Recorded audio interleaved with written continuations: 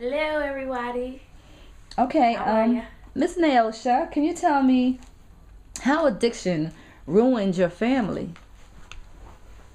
Well, after noticing that silent elephant in the room and seeing the small signs like the preoccupation and the cutting back on things that were supposed to be like a habit or a norm, you know how you make family traditions, and when the family traditions kind of break, when they just start to get comfortable, you notice that something's wrong. But remembering when it started to ruin my family is probably the day that I actually seen the eviction notice, because I had to make some realizations to myself when that happened. I realized that there was something standing in the way of the bond that we used to have with our parents, because it was something so like drastic that was affecting our lives that we had no idea about, because at the time I was under the impression that we just shared everything. And I don't remember exactly where we were coming from, but I do remember walking up the stairs to my building. We go into the door like normal. I don't know if I was coming from school or we was coming from a vacation. I really cannot tell you. But we were coming from somewhere, and it was either me and my dad or me, my dad, and my mom. I'm not sure who else was there, but I know for sure it was me and my dad. I remember going to my apartment door. We lived on the fourth floor, so I don't know. All the numbers started with four. But there was a pink piece of paper stuck to the door. I didn't know exactly what it was, but when I saw my dad's face when he looked at it, I knew it wasn't good at all. And he saw me looking at him with concern, like he tried to change it real fast and kind of like sugarcoat it a little bit, or try not to tell me that there was a problem. But I think he knew that I knew. He knew, like, and my dad, that's one thing I can say about him. He may have lied to me, because drugs, I don't think you can be a drug addict without lying to someone. You can't. From experience, I don't think you can.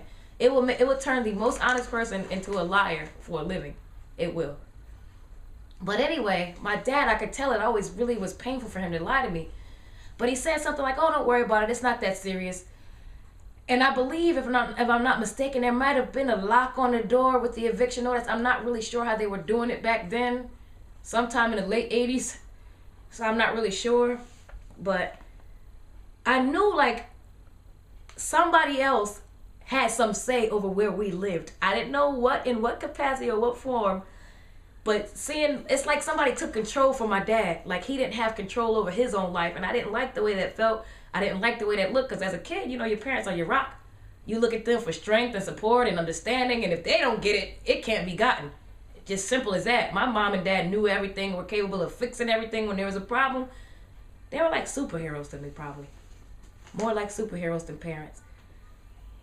And after the eviction notice, I don't think we're in that apartment too much longer. I'm not sure if we had moved immediately, but I just remember my life drastically changing abruptly. It was so fast to change that it wasn't time to adjust to, like, parents gradually getting worse. It went from to like, for lack of a better word, it went from sugar to shit in 0 to 60. I swear, it was bad. Like, we went from living in a nice fourth floor apartment with 2 bedrooms, a nice kitchen, dining room, living room, to living in the basement.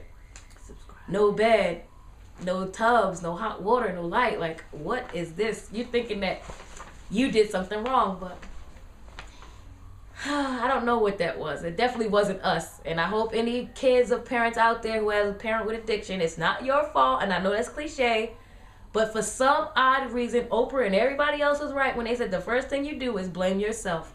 Subscribers. And if you want, you can subscribe to the blog. I would love to hear your comments and to see your feedback, to know if this video does have a purpose. I feel like I'm doing this for not only my life, but for anybody else who's been through a struggle like this, because believe you me, this is just the tip of the iceberg. So if you want to know more, let me know your feelings, your thoughts, anything. If you want to tell me just stop and keep my day job, let me know.